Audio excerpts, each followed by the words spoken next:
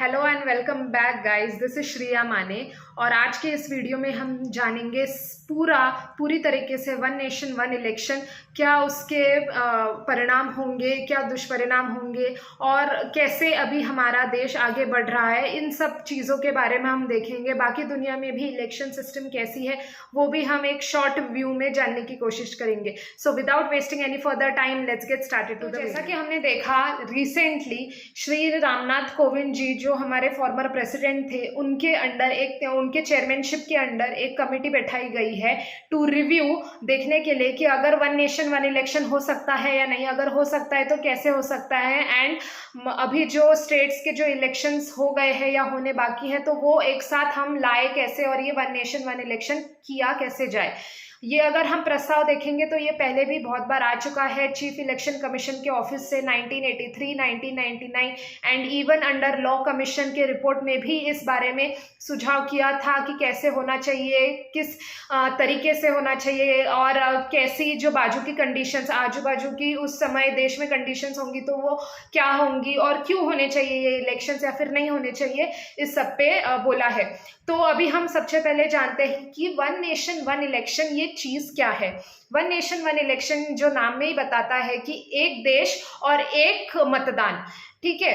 इसमें जब केंद्र सरकार के लिए, मतलब जब हम लोकसभा के लिए अपना वोटिंग करेंगे उसी टाइम पे हमारा स्टेट लेजिस्लेटिव असेंबली यानी विधानसभा के लिए भी हम वोटिंग करेंगे और सेम टाइम पे अगर हो सकता है तो हमारे जो लोकल बॉडीज है, जिला परिषद, ग्राम पंचायत, इन सब के भी इलेक्शंस एक ही टाइम होंगे, तीनों ही साइमल्टेनियस चलेंगे। बट अभी का जो विषय चल रहा है वन नेशन वन इलेक्शन का हमारे देश में, वो फिलहाल दो स्तर पर है, एक तो केंद्र के स्तर पर और एक राज्य के स्तर पर। इस चीज को जानते हैं एक सीधे सीधे तरीके से कि इससे हमें फायदा क्या होगा और इससे हमें नुकसान क्या होंगे। तो सबसे पहले जाते हैं फायदों की तरफ। फायदा ये है जो कि सबसे बड़ा बताया जा रहा है, वो ये है कि इससे हमारा जो इलेक्शन पे जो पैसा खर्च होता है, अगर हम देखेंगे तो कभी राज्य के इलेक्शंस होते हैं, कभी डिस्ट्रिक्ट के, ग्राम पंचायत, जिला परिषद के इलेक्शंस रहते हैं, कभी केंद्र के इलेक्शंस रहते हैं। तो ये सब के इलेक्शन में बहुत सारा पैसा खर्च होता है, जैसे हम सब लोग जानते हैं। तो उस पैसे में बचत होगी, यानी कॉन्स्टिट्यूशनल जो मनी है, जो पब्लिक मनी है, वो बच जाएगा। तो ये तो सबसे पहला रीजन है। दूसरा है कि जो गवर्नेंस एंड टाइम है, मतलब इस सब में एक चुनाव लड़ने के लिए हमें पता है कि चुनाव के लिए बहुत सारा पैसा आवश्यक होता ही है, लेकिन उसके साथ साथ हमारा शक्ति प्रदर्शन भी जरूरी होता है। उसमें हमें मतलब टाइम भी बहुत जाता है, अलग अलग जगहों में विजिट करने के 8 साल उनको जो भी दिए रहते हैं, तो उसमें जो अपने कर्तव्य निभाने का जो समय है उसी से वो निकाल के ये सब रैलियों में वगैरह वगैरह ये सब जाते हैं। तो उससे क्या है कि गवर्नेंस पार्ट जो है, मतलब जो उनको जो काम दिया गया है कि अच्छी सुविधाएं बनाना या फिर प्रशासन के लिए लॉज वगैरह बनाना, तो वो सब में उनका टाइम जाता है इलेक्शंस के लिए। क्योंकि अगर राज्य के भी इलेक्शंस हो तो जो केंद्र के नेता वगैरह होते हैं, जब बिग इमेज बनी रहती है, पॉपुलैरिटी बनी रहती है, तो वो सब काम आते हैं और तो फिर राज्य के इलेक्शन के लिए भी प्रचार करना पड़ता है। तो ये दूसरी बात है। फिर है तीसरी बात कि एक स्टेबल सरकार मिलती है। स्टेबल सरकार का क्या फायदा होता है कि स्टेबल सरकार में हम देखते हैं कि जो मतलब बहुत सारे आज भी अगर हम देखेंगे पार्लियामेंट में हो या विधानसभा में हो, तो ये सब बहुत ज़्यादा बहस में या फिर इलेक्शन के जब आ रही रहती है तब ये सब में ना बहुत टाइम जाता है और ना एक मतलब ब्लेम गेम चलता रहता है। कभी किसी का सरकार गिरता है, कभी किसी के खिलाफ नो कॉन्फिडेंस मोशन पास किया जाता है। तो ऐसा राज्य और केंद्र में चलता रहता है। तो उससे क्या है, स्टेबल एक जो सरकार है, जिससे हम अभी देखते हैं कि बहुत सारे लेवल्स पे एक पार्टी, दो पार्टी, तीन पार्टी भी एक साथ आके चुनाव लड़ती है, कभी कोई नई पार्टी बन जाती है, हमें रातों रात पता भी नहीं चलता। तो ये ऐसा सब होता रहता है। तो इससे क्या है, हमें सरकार पे जो भरोसा रहता है वो उठ जाता है। इससे लोगों के माइंड में भी कंफ्यूजन आता रहता है। तो ये इससे क्या होगा, एक स्टेबल गवर्नमेंट बनेगी जो केंद्र पे, राज्य पे बनी रहेगी, जिससे कि पॉलिसीज जो भी ऊपर से आएंगी या फिर राज्य के स्तर पर बनेंगी वो इम्प्लीमेंट करना ईजी रहेगा। फिर है दूसरा एफिशिएंट रिसोर्स एलोकेशन, यानी जो भी है हमारे जो भी संसाधन है वो अच्छी तरह से दिए जाएंगे और अच्छी तरह से उनका उपयोग जो है कि एक नागरिक होने के नाते हमें बार बार वही डिलेमा में मतलब रहना पड़ता है कि के लिए किसको मतदान दे, या फिर जो एक वोटर के माइंड में बहुत सारी चीज़ें चलती रहती है केंद्र के लिए जो चुनाव में मत देने के लिए या फिर राज्य के टाइम पे मत देने के लिए, तो ये सब चीज़ें चलती रहती है। तो इससे क्या है, एक वोटर के माइंड का भी कन्फ्यूजन जो है वो थोड़ा सा कम होने में मदद करेगा। अभी देखा कि इस सब में हमने देखा कि ये क्यों होना चाहिए one nation one election, but अभी हम देखते हैं कि इसके परिणाम क्या हो सकते हैं, यानी व्हाट आर इट्स कॉन्स, मतलब डिसएडवांटेजेस क्या है। सबसे पहले अगर ये चीज़ हमें इम्प्लीमेंट करनी है तो हमारे संविधान में, कॉन्स्टिट्यूशन में जो भी वेरियस एक्ट्स हैं तो उसमें हमें सबसे पहले चेंज करना पड़ेगा, यानी कॉन्स्टिट्यूशनल अमेंडमेंट्स करनी पड़ेंगी। और ऐसी एक दो नहीं बल्कि 5 से ज़्यादा अमेंडमेंट्स करनी पड़ेंगी। उसके ऊपर एक हमारा जो वोटिंग का जो इलेक्शन का जो एक लॉ है, रिप्रेजेंटेशन ऑफ पीपल्स एक्ट 1951 करके, तो उसमें भी हमें बदलाव करने पड़ेंगे। और जब कॉन्स्टिट्यूशनल अमेंडमेंट जैसी चीज़ होती है तो उसमें पार्लियामेंट में बहुत सारे डिबेट्स, डिस्कशंस होते रहते हैं और उसको मतलब राज्य सरकार के भी 50% से ज़्यादा राज्य उस पर एग्री होने चाहिए, तब उसमें कॉन्स्टिट्यूशनली संविधानिक बदल होते हैं और फिर ये सब कायदा जो है वन नेशन वन इलेक्शन का वो लागू किया जा सकता है। अभी कॉन्स्टिट्यूशन में ये कौन सी प्रोविजंस है, तो वो ये है कि वन नेशन वन इलेक्शन को इम्प्लीमेंट करने के लिए हमें जो अभी जो स्टेट्स है, राज्य है जिनके इलेक्शंस आ रहे हैं, ठीक है, उनके साथ हम कर सकते हैं, या फिर जिनके होने वाले हैं या जिनके अभी थोड़े समय में होंगे तो उनको हम एक साथ कर लेंगे केंद्र के साथ। बट जिनके जैसे कि कर्नाटक राज्य है, उनके तो इलेक्शंस अभी हुए हैं तो उनको क्या बर्खास्त किया जाएगा, क्योंकि कॉन्स्टिट्यूशन संविधान में सीधा सीधा लिखा गया है कि लोगों के द्वारा चुनी गई सरकार वो अपने टेन्योर को 5 साल के कंप्लीट करेगी और उसको कोई भी निकाल नहीं सकता, क्योंकि वो लोगों द्वारा चुनी गई सरकार है। तो ये तो एक उनका फिक्स टेन्योर हक है ना उनका, कि वो लोगों के द्वारा चुने गए हैं तो वो अपना 5 साल कंप्लीट करें। उसके बाद हमारे लॉ कॉन्स्टिट्यूशन में फेडरलिज्म नाम की कंसेप्ट है। फेडरलिज्म यानी क्या कि केंद्र, राज्य और जो हमारे डिस्ट्रिक्ट है ऐसे स्तर है, तो उनमें state list, concurrent list and central list, ऐसे 3 प्रोविजंस है और अलग अलग क्षेत्र के हिसाब से उन राज्य केंद्र ये अपने अपने क्षेत्र में काम करते हैं। और जो फेडरल स्ट्रक्चर है, मतलब एक दूसरे के साथ मिल के काम करने का, वो बंद हो जाएगा, क्योंकि पूरा का पूरा केंद्र का अधिकार रहेगा स्टेट्स के इलेक्शंस या फिर स्टेट के अदर पॉलिसीज में, ये सब में। तो ये सबसे पहली बात है। दूसरी बात है, अगर हमारा इंडिया इतना बड़ा है, अभी वो पॉपुलेशन के वाइज भी नंबर 1 बनने जा रहा है, तो उसमें वन नेशन वन इलेक्शन करना कितना ही ज़्यादा मुश्किल है, क्योंकि इतने हमारे पास ईवीएम मशीन, वीवीपैट मशीन, फिर इतनी मैन पावर, फिर इतने सिक्योरिटी फोर्सेस, और वो एक साथ अच्छी तरीके से फेयर एंड ट्रांसपेरेंट मैनर में इलेक्शंस कंडक्ट करना, it is really a task. If we really do and achieve that, it would be a new unique feature to our Indian democracy. So that is a different thing. दूसरी बात ये है कि impact on regional parties. अभी सीधा सीधा ये है कि हमारे टाइम पे जब इलेक्शंस होते हैं तो भले ही वो केंद्र के हो या राज्य के हो, केंद्र सरकार के जब इलेक्शंस रहते हैं तो हम किन मुद्दों को ध्यान रखते हैं, जो पूरे हमारे देश के लिए जो अच्छे मुद्दे हैं उनको हम उठाते हैं और उनके ऊपर हम चाहते हैं कि कुछ तरकीब या फिर कुछ तरतूदें की जाए, तो इन सब के बारे में हम राज्य केंद्र से मांगते हैं। सिमिलरली अगर राज्य में इलेक्शंस हो तो हम राज्य के विषय में जो भी हम निर्णय लेते हैं तो वो राज्य सरकार के इलेक्शंस के टाइम पे ही ज़्यादा उभर आते हैं, क्योंकि जो हमारी बेसिक डेली नीड्स है जो हमारी बहुत ही छोटी छोटी दिन भर की ज़रूरतें रहती है, वो केंद्र के हम आदमी को या इंसान को नहीं बोल सकते ना, हम अपने पास जो क्लोज है उसी इंसान को बोल सकते हैं। और जितना ज़्यादा इलेक्शंस होता है ना हमारे इंडिया में, तो उतना ही है कि उतनी ज़्यादा बार जो वो पॉलिटिशियन है या फिर जो एंटिटी है जो खड़ी हुई है इलेक्शन के लिए, वो लोगों के कांटेक्ट में आती है। जितनी ज़्यादा बार लोगों के कांटेक्ट में आती है उतना ज़्यादा गवर्नेंस करने के लिए बेटर रहता है, और उतना ज़्यादा वो लोगों के प्रॉब्लम्स को देखती है और वो सॉल्व करने की कोशिश करती है।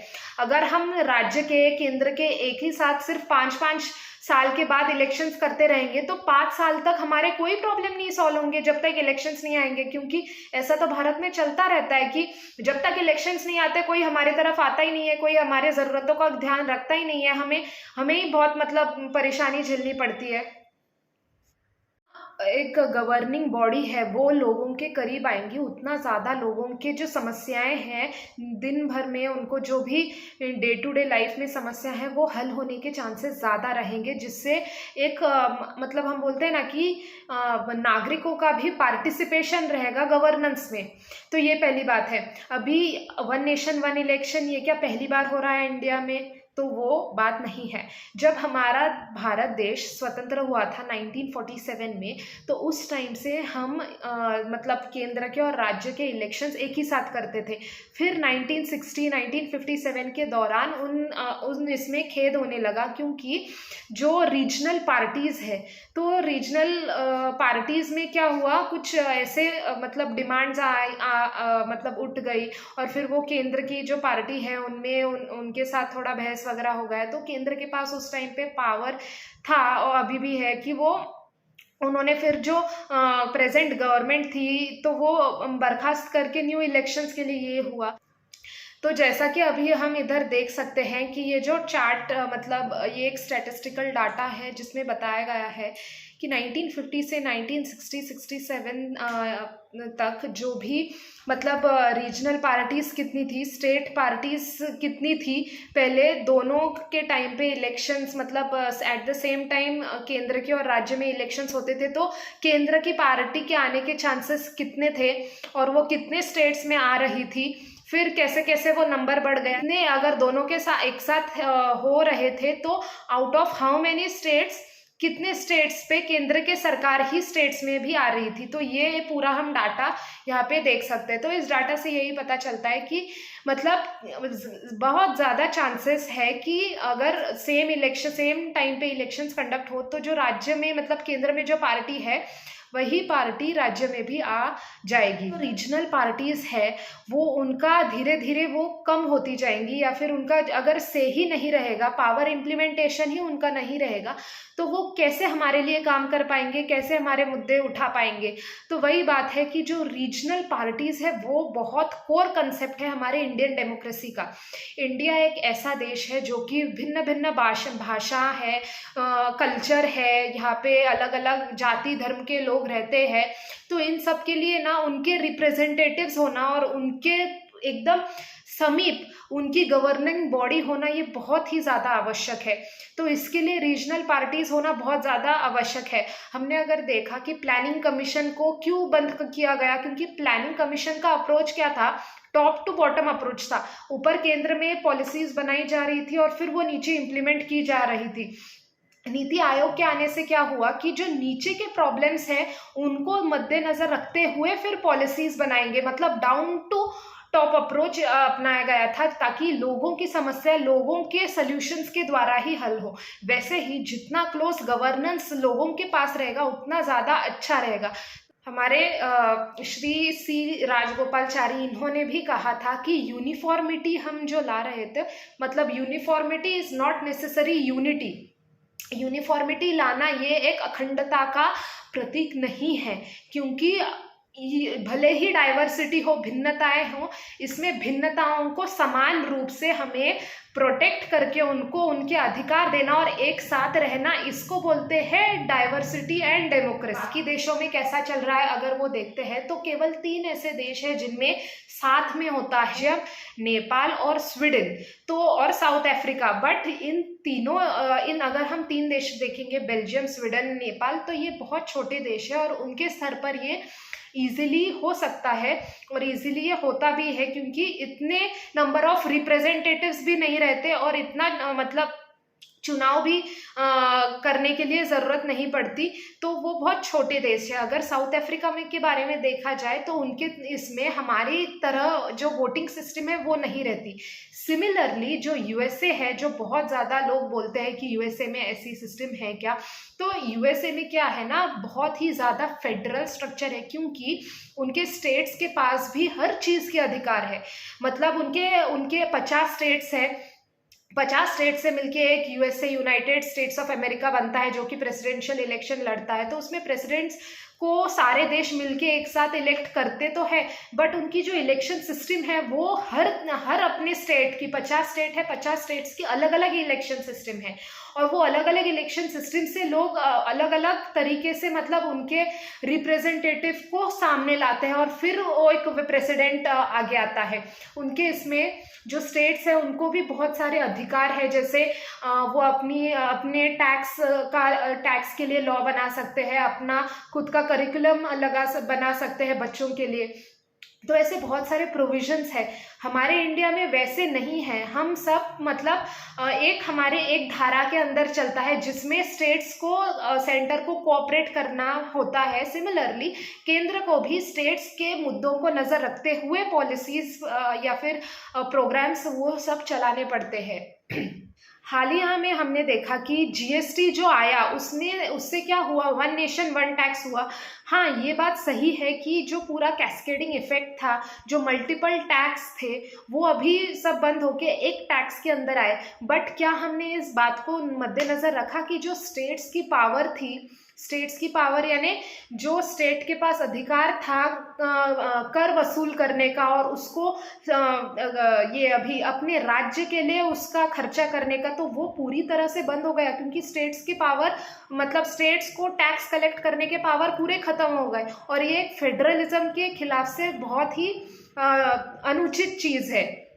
और अभी क्या हुआ है, जो राज्य है वो पूरी तरह से पैसों के लिए केंद्र पे निर्भर है। जब तक उधर से पैसा नहीं आता तब तक वो हमारे लिए क्या ही अच्छा कर सकेंगे ना।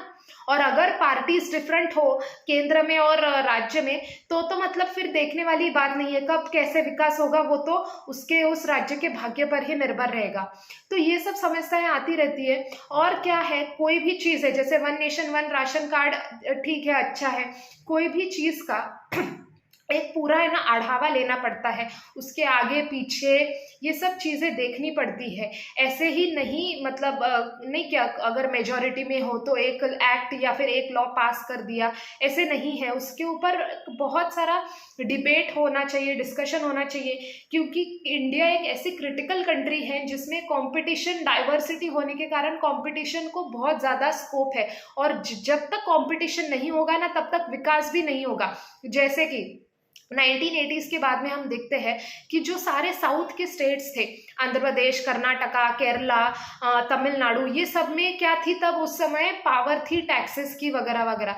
तो उन सब में कंपटीशन चलता था कि कौन अपने राज्य को सबसे बेहतर बनाएगा, किसके टैक्स रेट्स कम होंगे, किसकी शिक्षण प्रणाली अच्छी रहेगी। तो ये सब मतलब इन सब में इंटर स्टेट कॉम्पिटिशन चल के ना अपना खुद का स्टेट वो डेवलप कर रहे थे, एक हेल्दी कॉम्पिटिशन था। तो अभी जो ये 1 नेशन 1 इलेक्शन की जो हम देख रहे हैं कि अगर ये प्रणाली इम्प्लीमेंट भी करनी है तो उसके लिए जो कमेटी है वो ऐसी कमेटी बैठानी चाहिए। आज के डेट में जो कमेटी है वो उनके पास दोनों ही अपोजिशन के लीडर्स भी है, कुछ एक्सपर्ट्स भी है और रूलिंग पार्टी के लीडर्स भी है। तो ऐसे ना होके एक ऐसी कमेटी होनी चाहिए जो कि एक इंडिपेंडेंट पैनल होना चाहिए जिसमें जिन पार्टीज के लिए या फिर जिन लोगों के लिए उनका परिणाम होगा, भले ही वो अपोजिशन पार्टी हो या फिर स्टेट पार्टी हो। The parties which don't get affected by the decision, मतलब जिनका इसके निकाल से कि होना चाहिए या नहीं, इससे कोई लेना देना नहीं है और कुछ फर्क नहीं पड़ने वाला, ऐसे लोग अभी कमिटी में होने चाहिए। और उन्होंने प्रॉपर तरीके से सर्वे, प्रॉपर तरीके से लोगों का मत जान के, रिपोर्ट्स वगैरह लेके ये सब को इम्प्लीमेंट करना चाहिए या नहीं, इस पे एक रिपोर्ट बनानी चाहिए और ऐसे फिर वो निर्णय होना चाहिए या नहीं, इस पे चर्चा या फिर इस पे ये पार्लियामेंट्री प्रोसीजर शुरू होनी चाहिए। तो आज के वीडियो के लिए ये सब था। हमने जाना कि वन नेशन वन इलेक्शन होना चाहिए या नहीं, इस पे किसके प्रोस कॉन्स, बाकी देशों में कैसे चल रहा है। आपके भी जो विचार है वो नीचे कमेंट्स में ज़रूर बताइएगा, क्योंकि हम एक जागरूक नागरिक, तो इसलिए आप हमेशा ही इन सब विषयों में पार्टिसिपेट करिएगा। कभी भी अपना मतदान जो है वो खाली मत जाने दीजिएगा, हमेशा वोटिंग डे पे वोट कीजिएगा। तो यही इस वीडियो का संदेश है। Thanks for watching guys, do like share subscribe my video, thank you.